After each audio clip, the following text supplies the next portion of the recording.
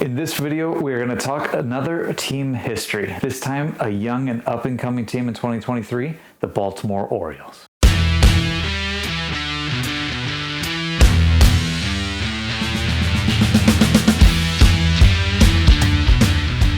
What's going on, everybody? Thanks for joining me on my channel, Brutus on Baseball, once again.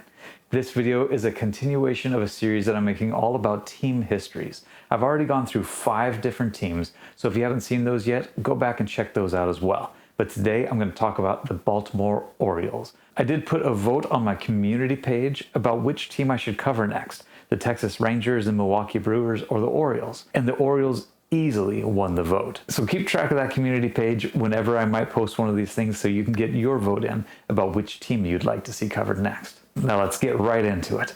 The Baltimore Orioles are another team that has a very long history, but it's a bit of a confusing history because there were actually multiple iterations of the team called the Baltimore Orioles through the years, including a member of the American Association from 1882 to 1891, a member of the National League from 1892 to 1899, and a member of the brand new American League after the American League and National League reached a truce in 1901 and 1902. But those old Baltimore Oriole teams actually evolved through time into another American League East powerhouse, not the Baltimore Orioles. So we're not really going to cover those in this video today. The history of the Baltimore Orioles franchise that we know today actually had their roots in Milwaukee as a team called the Brewers from 1894 to 1901. Minor league teams did exist in Milwaukee as far back as 1876, but those teams disbanded, reformed throughout the 1870s, 1880s, and so they don't really have a direct link to what we know as the Baltimore Orioles today. But the Milwaukee Brewers were part of the Western League starting in 1894 and lasted in that minor league all the way until 1900. At the end of the 1900 season, the Western League renamed themselves the American League and immediately threw down the gauntlet and challenged the National League as a rival. The new American League planned to move a lot of the teams to bigger cities where the National League already had established teams to directly challenge them. And as such, the American League's plan was to move the Milwaukee Brewers from Milwaukee to St. Louis as a direct challenger to the Cardinals. But the owner of the Milwaukee Brewers, a lawyer by the name of Matthew Killalea, was a local to Milwaukee, and he managed to persuade the American League president at the time to give Milwaukee a 1-year trial as a major league city. So the Brewers actually stayed in Milwaukee for the 1901 season, the inaugural season for the American League, where they promptly finished in last place. And that trial of playing in Milwaukee was over. So starting in 1902, the American League was successful in moving the team from Milwaukee to St. Louis. And they found a new owner in St. Louis local, Robert Hedges. Hedges actually decided to rename the team the St. Louis Browns after the original team, the Brown Stockings, that had played in St. Louis since the 1870s. The original Brown Stockings had recently changed their name in 1900 to the St. Louis Cardinals. And it was Hedges' plan to take over the name of the Browns to try to gather a lot of the old-time fans that have been around for the last few decades rooting for the Browns and transplant them to his new team that moved to St. Louis. By doing this, the Browns were actually able to take a lot of fans away from the new Cardinals team. As a result, the Browns consistently outdrew the Cardinals for the first 2 decades they were in St. Louis, although they were definitely the lesser of the 2 teams. 15 years later, in 1916, Robert Hedges decided to sell the team to a man named Phil Ball. After those 2 decades of mediocrity, Phil Ball was actually a great owner who invested almost all the profits that he made back into the team. And because of that, the Browns actually became a respectable team by the early 1920s. But despite his investment back into the team, Ball also made his fair share of mistakes as well, including firing his young general manager, a guy by the name of Branch Rickey, in 1919. Rickey immediately went over to the crosstown rival St. Louis Cardinals, where he went on to make a huge name for himself, including eventually working for the Brooklyn Dodgers, of course, and being the man to bring Jackie Robinson in to break the color barrier in the game of 1947. The St. Louis Browns' best season up to that point was 1922, where they battled Babe Ruth and the New York Yankees down to the wire for the American League pennant. Unfortunately, the Browns couldn't quite keep up and they finished in 2nd place to the Yankees. But Phil Ball, believing his team was on the cusp of greatness, decided to reinvest even more into the team and predicted that they would bring home a World Series by 1926. And St. Louis would win the World Series in 1926. Unfortunately for ball, it was the crosstown Cardinals instead of the Browns bringing home the title. Before 1926, St. Louis was Browns territory. After 1926, it was now Cardinals country. The Browns quickly descended back into mediocrity and only finished with 2 winning seasons between 1927 and 1943. During that time period, Phil Ball actually passed away in 1933, and his estate managed the team for a couple years, essentially driving it into the ground in the process. Branch Rickey would make another appearance, helping to broker a deal for Ball's estate to sell the Browns to a new owner, investment banker Donald Lee Barnes. Because of the state that the team was in, Barnes was immediately starting to look at moving the team out of St. Louis. He was approached by an ownership group. They wanted to invest in the team and bring them out to Los Angeles, a full decade and a half before the Brooklyn Dodgers would make that same move. The Browns actually got tentative approval to move to Los Angeles to start the 1942 baseball season, even going as far as establishing a full major league schedule with train trips to accommodate the cross-country travel. And all the Browns needed was a final decision by the American League owners set for December 8th. But the day before the vote, December 7th, was the day that the Japanese attacked Pearl Harbor. Rumors say that the deal completely fell through at that point, perhaps because of the riskiness of traveling across country for the baseball players, but a lot of people think it had more to do with playing baseball in a city on the West Coast, which was a lot more exposed to future Japanese attacks. Whatever the reason, the St. Louis Browns would stay in St. Louis for another decade. The Browns would have success, though, during the war, and especially in the 1944 season, when the talent in the league was watered down with so many of the great young players drafted into military service. The Browns ownership actually made a plan to sign as many players as possible that couldn't serve in the military because they were seen to be unfit for duty. And as a result of this plan, the Browns actually won their first American League pennant in the history of the team, becoming the last of the original 16 teams in the American League and National League to play in a World Series. But unfortunately, they would lose that World Series in 1944, and you guessed it, to the crosstown St. Louis Cardinals. After that one successful season in 1944, Barnes, the Browns owner, actually decided to sell the team when it was at its height. As a result, the team did not finish with a winning record again between 1946 and 1953.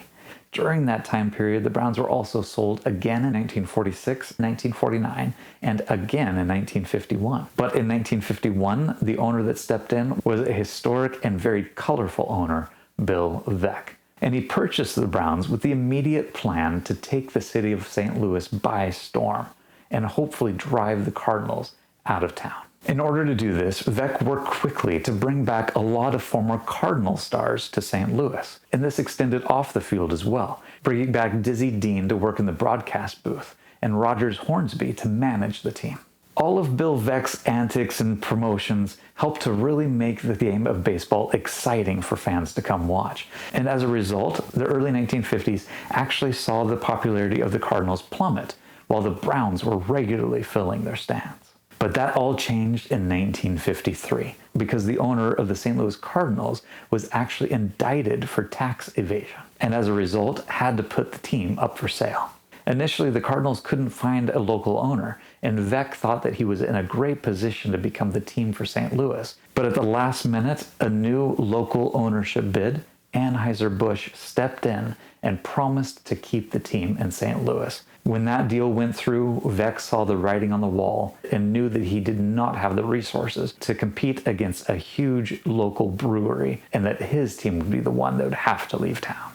Veeck first looked at moving the team back to Milwaukee, but the American League owners vetoed that plan. Rumor had it that the owners across the American League were actually more interested in ruining Bill Veeck's chances at keeping the team anywhere. Because of his promotions and his wild ideas, the other owners just didn't like him very much and didn't want him to be part of the ownership group for the teams in the American League. In response to being denied Milwaukee, Bill Veeck started conversations with an attorney, Clarence Miles, located in Baltimore, which would also see Veeck selling half the stake in his team. But the American League owners again voted against the St. Louis Browns moving to Baltimore. Both Miles and Veeck could see by this time that the American League owners were just trying to drive Veeck out of baseball. So they quickly came up with a plan to have local ownership in Baltimore to completely buy Veeck out of the team. Once the American League owners saw that Veeck was not part of the future plans for the team, they immediately approved the move of the St. Louis Browns to Baltimore to start the 1954 season. The new ownership group attempted to sever all ties with the old team in St. Louis. And even to this day, when you look up information on Major League Baseball about the Baltimore Orioles franchise, you'll see almost no mention of the St. Louis Browns history. So they renamed the team the Baltimore Orioles in honor of those old Orioles teams that occupied the city during the 1880s, 1890s, as well as the AAA team that had called Baltimore home from 1903 all the way until 1953. And as another further step after that first season in Baltimore, the Orioles ownership executed a 17-player trade with the New York Yankees, attempting to completely sever all ties even with the players that had played for the team prior to the move to Baltimore. The Orioles teams of the 1950s were mediocre at best, with only one winning season in 1957, but they had a great fan base and a lot of good players on the horizon. And they quickly improved in the 1960s behind players like Brooks Robinson and Boog Powell. They solidified their roster by making great trades, like prying Frank Robinson away from the Reds in the mid-1960s, and developing players like Jim Palmer, Eddie Murray, and Cal Ripken Jr. through the decades. As a result of this, starting in 1960, the Baltimore Orioles had 26 seasons where they finished above 500 every single year, with the exception of only 2 of those seasons. This stretch also included a World Series sweep of the Los Angeles Dodgers in 1966. A new term was defined during this stretch of winning for the Orioles, and it was called the Oriole Way. This was a belief that every manager, coach, and player at every single level of the organization would be taught the same principles of play in the exact same way, so that various pieces could be interchanged without impacting the level of play on the field. Another term that was introduced was Weaver Ball, in honor of manager Earl Weaver, the fiery manager of the Orioles team from 1968 all the way to 1982. And he's often seen as the man responsible for turning the Orioles into a well-oiled machine. The Orioles endured a mini collapse between 1984 and 1995, where they just weren't a very good team, which included the notorious 1988 season, where they started the season off going 0 wins and 21 losses, before finally winning their first game of the season on the last day of April. During this time period, the Orioles were also sold again to Peter Angelos, bringing ownership back to local roots in Baltimore. The Orioles enjoyed a brief period of success in the late 1990s behind players like Mike Mussina, Roberto Alomar, Rafael Palmeiro, but again returned to poor performances from about 1998 to 2011. The team pushed hard again around 2005, bringing in big-name players like Albert Bell, Sammy Sosa, and Rafael Palmeiro back to the team, and signing Miguel Tejada to a mega contract. But the players just didn't perform like what was expected of them. And especially for Rafael Palmeiro, he had a poor ending to his career, being suspended for failing a steroid test only 15 days after reaching his 3,000th major league hit. After those couple decades of mostly losing seasons, the Orioles entered rebuild mode again in the early 2010s, which paid off with a couple playoff appearances between 2012 and 2016. But not a lot of consistency to those teams. And starting in 2017, the Orioles would lose again, entering full rebuild mode again in 2018 after trading Manny Machado mid-season. But the Orioles rebuild appears to have done wonders this time around. They were an extremely poor team from 2018 to 2022, but now in 2023 they have gone from worst to first, winning over 100 games with a young core of talent, behind guys like Gunnar Henderson, Adley Rutschman, Grayson Rodriguez, and a whole plethora of young stars just being called up to the big leagues this year and coming in the next year or two as well. Now let's talk about ballparks, where the teams associated with the Orioles franchise have played. While in Milwaukee, they played at the Lloyd Street grounds in the 1890s and their one season in 1901, before moving on to St. Louis and playing at Sportsman's Park from the time that they arrived in 1902 all the way until 1953. The interesting thing about Sportsman's Park is that the Browns actually allowed the Cardinals, whose own stadium had become so outdated, to move in as a tenant of the Browns, starting in 1920. At the time, the Browns were the big team in St. Louis, and so maybe the owners didn't really think it was a big deal to share with the second-rate Cardinals. But over the period that they played in the same stadium, the fan base switched, and the Browns quickly found themselves to be the second-rate team while playing in their own home stadium. This included the 1944 World Series, where the Browns owned the stadium, but the Cardinal fans turned out in much bigger numbers to support their team. When the Browns moved in 1953 to Baltimore, they sold Sportsman's Park to the Cardinals, which would eventually come to be known as Busch Stadium. Once in Baltimore, the Orioles played in two different stadiums. Memorial Stadium from 1953 to 1991, followed by Orioles Park at Camden Yards from 1992 to the present day. Camden Yards is a beautiful throwback to the original stadiums in the league. It's often considered one of the most beautiful ballparks in Major League Baseball, with a number of stadiums constructed since that time that have been modeled after Camden Yards. One of the most noticeable features of Camden Yards is the warehouse across Utah Street behind the right field fence, which has never been hit by a home run during gameplay in the history of Camden Yards. But it was hit one time in 1993 during the Home Run Derby contest, thanks to Ken Griffey Jr. launching a ball into space and hitting the warehouse on the fly. Since the American League and National League combined in 1901, the Browns and Orioles teams have made the postseason a combined 14 times out of 123 seasons.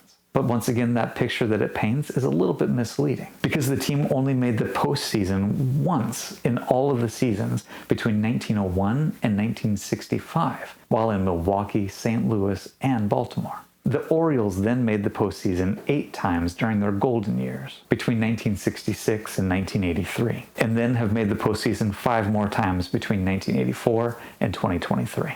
They've represented their league in the World Series a total of 7 times, winning 3 of those series and bringing home the championship in 1966 against the Dodgers, 1970 against the Reds, and 1983 against the Phillies. Now let's go through some interesting facts or stories about the Orioles or St. Louis Browns history. We'll start with the early 1900s, right after the American League and National League had declared themselves bitter rivals. During this brief time period, the two leagues were in a war over signing players to bring to their teams. During that time, the St. Louis Browns had actually reached and signed a contract with future Hall of Fame pitcher Christy Mathewson to jump ship from the New York Giants and come play for the Browns. But before the season started in 1903, the American League and National League had worked together to reach a truce between the two leagues and form what would eventually become Major League Baseball. As a result of that truce, the Browns owner and Christy Mathewson came together and decided to both rip up the contract, thinking that promoting the truce between the two leagues would be more important than that single player.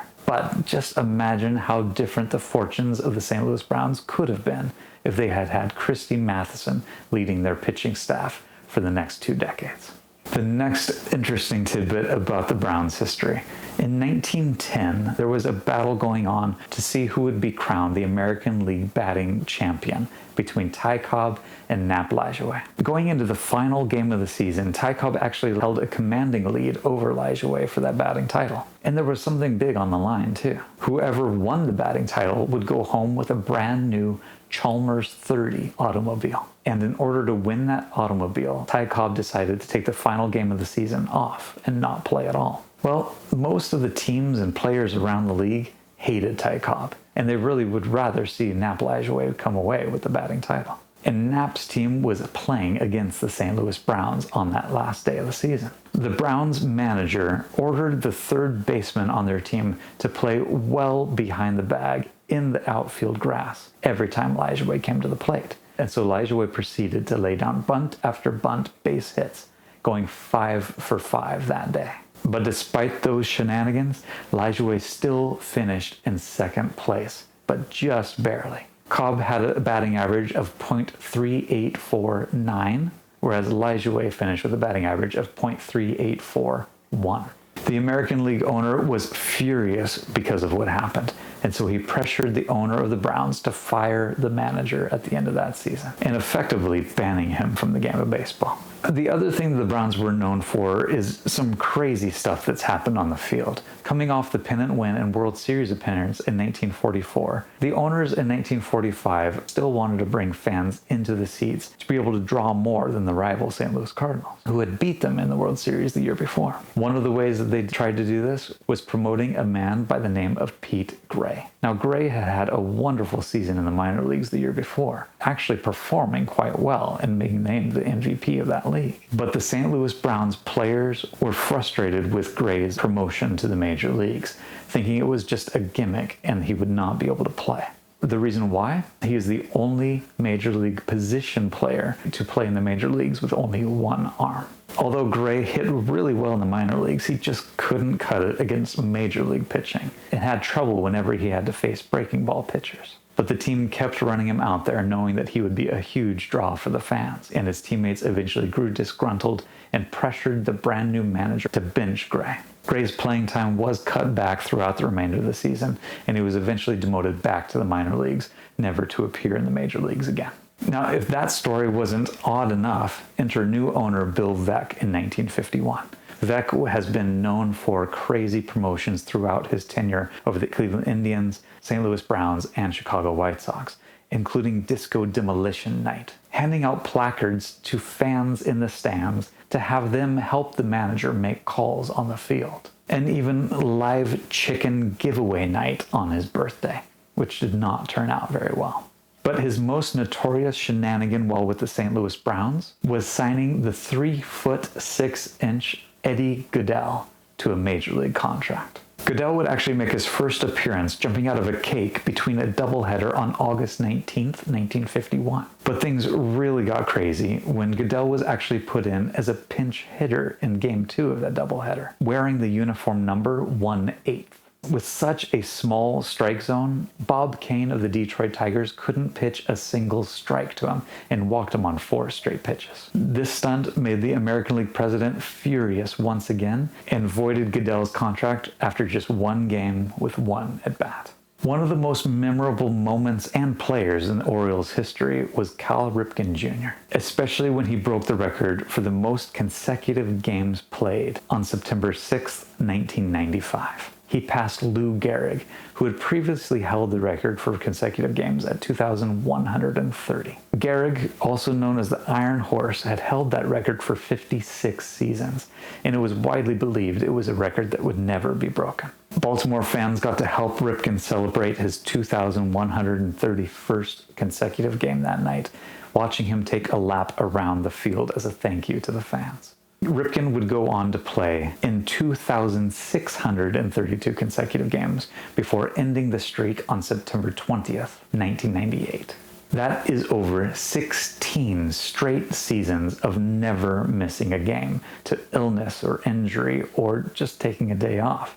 A record that once again is likely to never be broken. Now let's start talking about uniforms and logos. The uniforms of both the main teams in this franchise actually didn't change a whole lot through the years. First, starting with Milwaukee, they didn't last for very long, and they were pretty basic uniforms, typically with the Milwaukee written across the chest. The St. Louis Browns wore a typical brown and orange color scheme, with brown being the primary color, of course. And they changed their logo over time very slightly, with the STL starting at the beginning, using the fleur-de-lis for a short time on a couple different occasions, changing to the King Louis logo on horseback in honor of St. Louis, of course, from the mid-1930s to the early 1950s, and then finally using the Brownies mascot in the early 1950s just before moving to Baltimore. After moving to Baltimore, the Orioles uniforms have been incredibly steady throughout the years, one of those very classic looks in baseball, barely deviating from the white and orange color scheme that they use for the most part, with the cursive Orioles or Baltimore on the front. And their alternate jerseys have either featured black jerseys with orange lettering or orange jerseys with black lettering. They even experimented for a short time in 1971 with all orange uniforms. A look that I would love to see them bring back. The Orioles logo has evolved over time as well, from kind of a crude drawing of an Oriole during the 1950s and 1960s to the original cartoon Orioles logo. They then switched to a series of more lifelike bird drawings between 1989 and 2011, and then back to a more modern cartoon of the Oriole from 2012 to the present day. The only year that they did not feature a picture of an Oriole on their cap was in 1963, when they went to a Block B style, but quickly changed it back to the cartoon Oriole the very next year. In terms of major awards, there was only one player in the history of the St. Louis Browns to take home an award at the end of the season, and that was George Sisler with the MVP award in the American League in 1922, a year that he accomplished a .420 batting average. The list of Orioles players to take home the MVP award includes Brooks Robinson in 1964, Frank Robinson in 1966, the first player to win MVP in both the National League and American League, Boog Powell in 1970, Cal Ripken Jr. in 1983, and 1991. A total of 4 pitchers have won the Cy Young Award in Orioles history, starting with Mike Cuellar in 1969, 3-time Cy Young winner Jim Palmer in 1973, 1975, and 1976, Mike Flanagan in 1979, and Steve Stone in 1980. So from 1969 to 1980, the Cy Young Award was pretty dominated by Orioles pitchers. A total of 38 players or managers in the Hall of Fame represented the various teams between the Browns and the Orioles and even the Milwaukee Brewers. The only player to be featured in the Hall of Fame that played with the original Milwaukee Brewers team is Hugh Duffy, followed by 16 players that played for the St. Louis Browns at one time or another, and 21 players or managers that represent the Baltimore Orioles. There's only 2 players in the Hall of Fame that actually wear a St. Louis Browns cap on their plaque, including George Sisler and Bobby Wallace. In addition, there's 5 more players in the Hall of Fame that have an Orioles cap on their plaque. That list includes Brooks Robinson, Frank Robinson, Jim Palmer, Eddie Murray, and Cal Ripken Jr. Now, looking forward into the future, there's actually very few players that played for the Orioles at one time or another that could potentially be inducted into the Hall of Fame in the near future at least. There are pretty much no former Oriole players on the current writers' ballots or to be introduced in the next 5 seasons. Looking ahead even further, Manny Machado would probably be the next most likely player to be inducted that played for the Orioles during their career. Looking back into the past, there's a couple guys that are kind of on the borderline of the Hall of Fame that could be considered by the Veterans Committee in the future. These are guys that probably don't have a great chance, but they could get a look, like Bobby Grich, who spent the first half of his career in the Orioles uniform, Dwight Evans, who only qualifies because he spent his very last season in an Oriole uniform, and Will Clark, who is most likely known as a Giant, but did spend some time as well at the end of his career with the Orioles. The list of best position players in Browns-Orioles franchise history probably starts with Frank Robinson, but because he only spent 6 seasons with the Baltimore team, I can't really put him at the top of the list for the best Oriole players of all time. Number 1 on my list is Cal Ripken Jr., the Iron Man himself. Number 2 is Brooks Robinson. After that, I'd probably go with Eddie Murray, George Sisler, and then probably Frank Robinson at that point. For all of the history of the Browns and Orioles, the list of best pitchers of all time is exceptionally and surprisingly thin. The clear number 1 choice is Jim Palmer, followed by an easy number 2 choice of Mike Mussina. But after that, you really have to start digging. I'd probably put Urban Shocker number 3, one of my favorite all-time baseball player names. And follow that up at number 4 with Dave McNally, I would say. And just because I do top 5 here, so I have to pick one, I'd probably go with an old timer in the number 5 slot like Jack Powell, or maybe a more recent guy like Mike Flanagan. But it's kind of a stretch and surprisingly hard to pick a number 5 guy here. So there you have it, my history of the Milwaukee Brewers, St. Louis Browns, Baltimore Orioles franchise combined. I was hoping for great things out of the 2023 Orioles. At the time I'm recording this video, it's not looking too good. The Rangers look like they're ready to play and beat the Orioles. But Orioles fans out there, you've got a lot to be hopeful for with how young and talented the core of the team is right now. Thanks again to everybody for joining me and watching this video. Until next time, keep talking baseball and we'll see you around.